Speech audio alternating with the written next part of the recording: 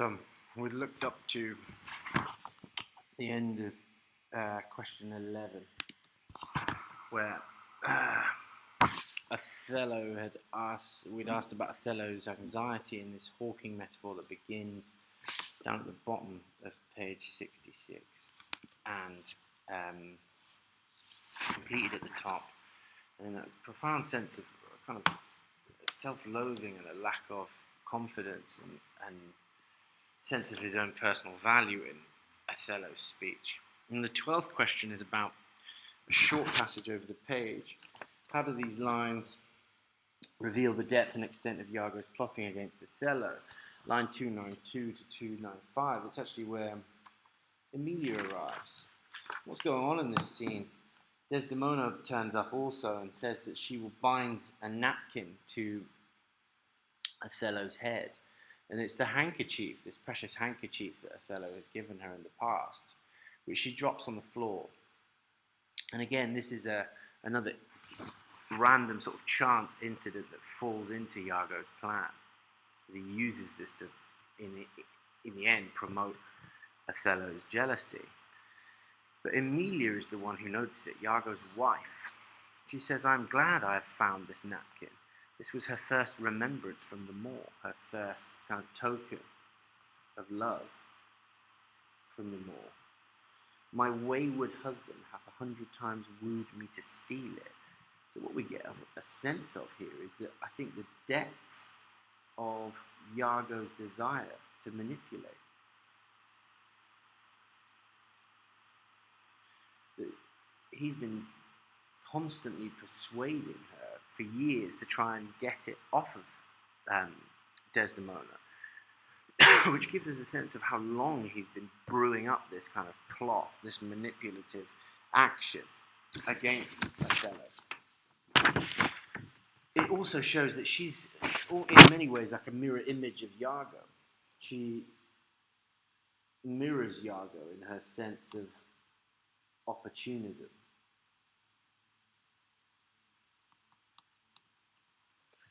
She realizes a moment of opportunity when it's presented to itself, when it presents itself to her. The next one is over the page.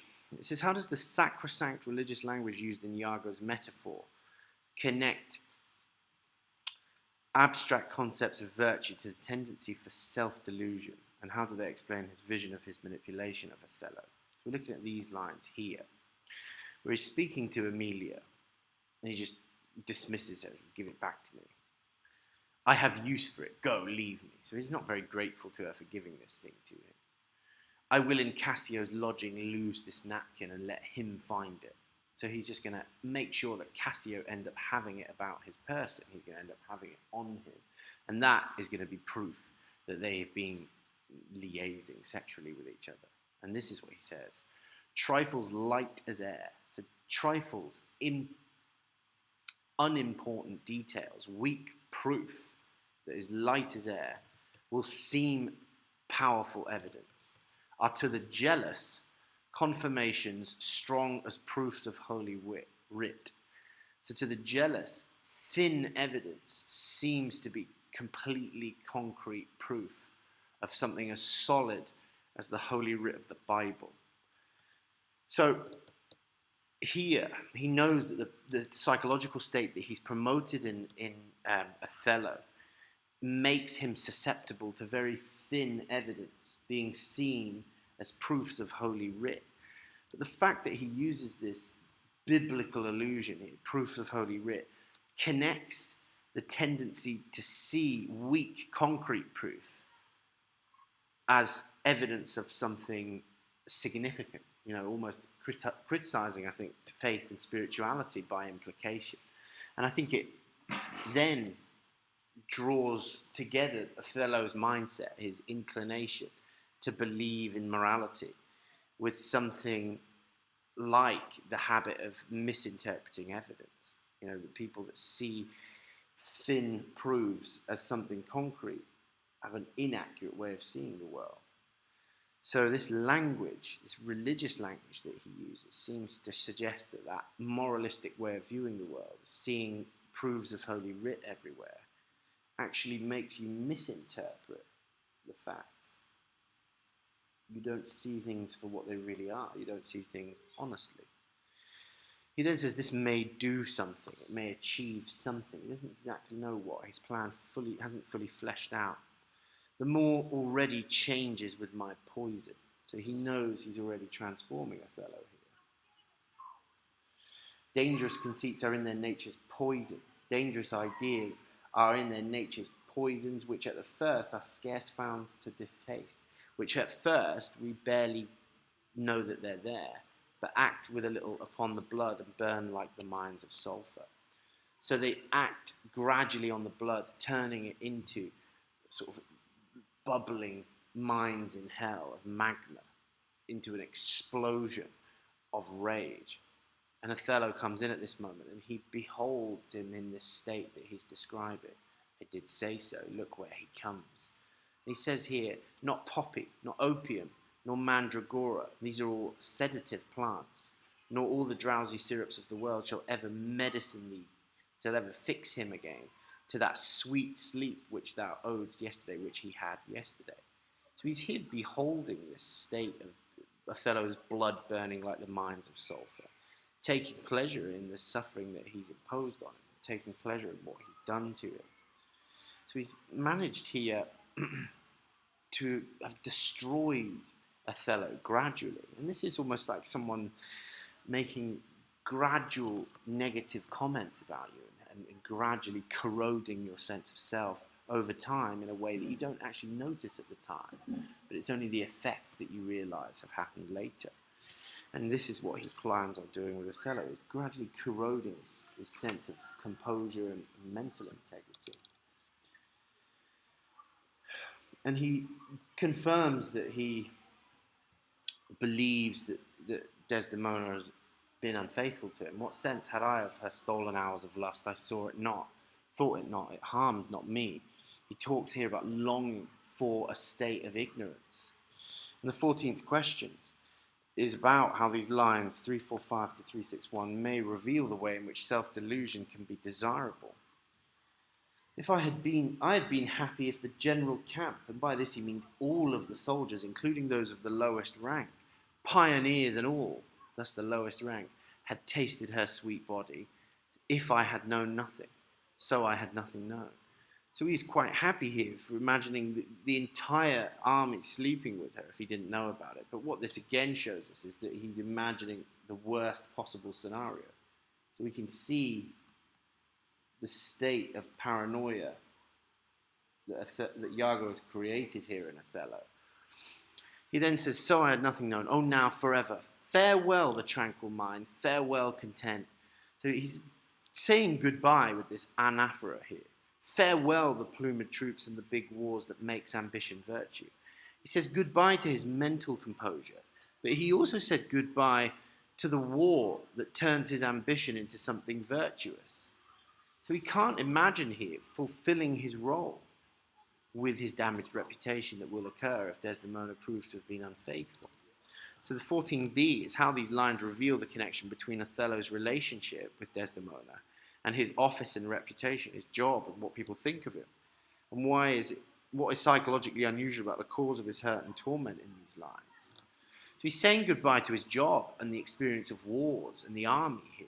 Oh, farewell, farewell the neighing steed, the shrill trumpet, the spirit-stirring drum, the ear-piercing fife, the ear-piercing pipe, the royal banner and all quality. Pride, pomp, and circumstance of glorious war.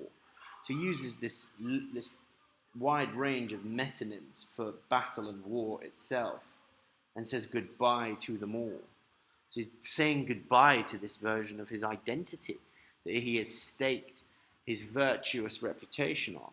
And that is why glorious war. That is why it's glorious to him, because it's the basis of his identity. It's the basis of his belonging. He's kissing it goodbye because of his damaged reputation. Then he imagines the cannons here. Oh, you mortal engines. He's imagining the cannons on the battlefield, whose rude throats the immortal Jove's dread clamours counterfeit goodbye.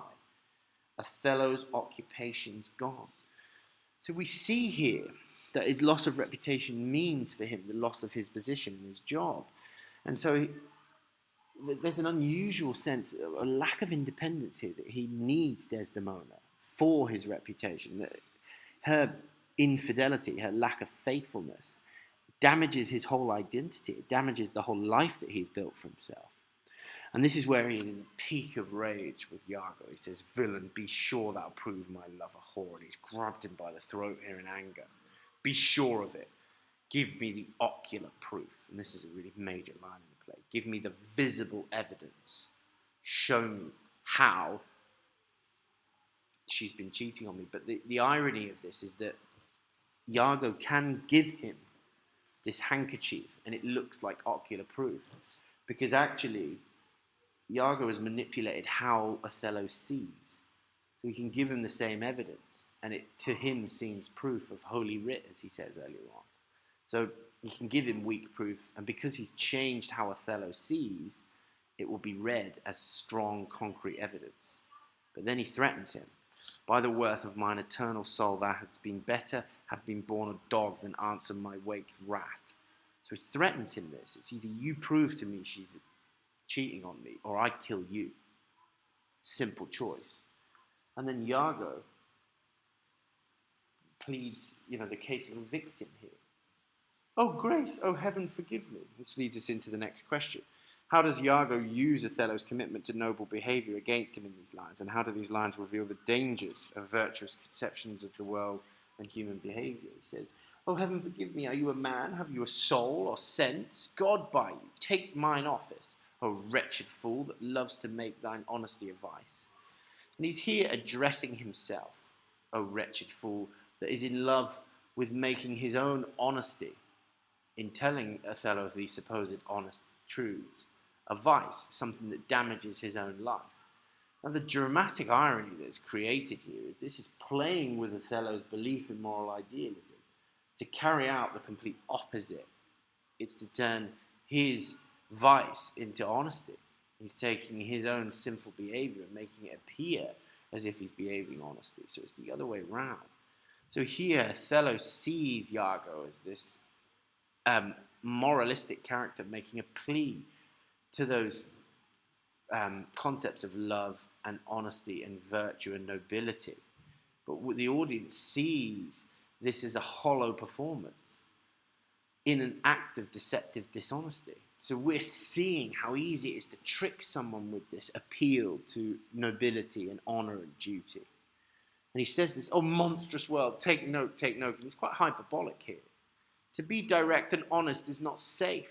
I thank you for this profit, and from hence I'll love no friend, since love breeds such offence. And here he goes in a sort of hyperbolic mode and says he'll never tell the truth ever again because it's got him in such trouble. And then Othello, he knows it can manipulate Othello with this, because these are all the things that Othello believes in. Stay, thou shouldst be honest. I should be wise, for honesty is a fool, and loses that it works for. So he's here undermining that belief by showing us how much of a performance it is, and knowing that Othello is attracted to the concept. And so he tricks him again through this lens he has and commitment to abstract concepts of morality.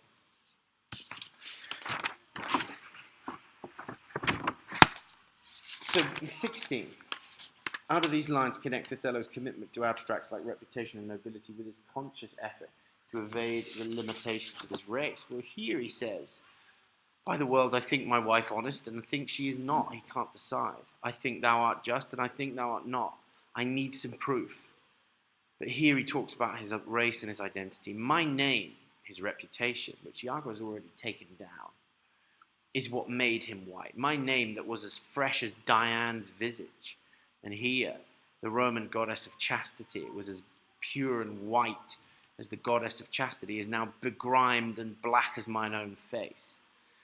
So his reputation is lost and is now just as inferior as his skin color. He now is just like, his reputation is just like his black face. And he shows you the way that his identity and his being an integral component of Venetian society is built on his sort of artificial whiteness that comes through his commitment to the city-state and his nobility and his efforts as a military commander. but now that's lost. If there be cords or knives, poison or fire or suffocating streams, I'll not endure it. And then here, he says, would I were satisfied. And by this, first of all, he means finding out the truth. But obviously this has the connotation, somewhat ironically, of sexual gratification. As if this sexual gratification that has been prevented through this disruption in the play, this Charivari-like disruption, is actually being channeled into his sexual paranoia, and the gratification is now coming from, the satisfaction is coming from finding out if she is chaste or has been engaged in physical passion with others. And Iago notices, I see you are eaten up with passion. So he has this sexual connotation again, as if it's frustrated sexuality is what has led him here.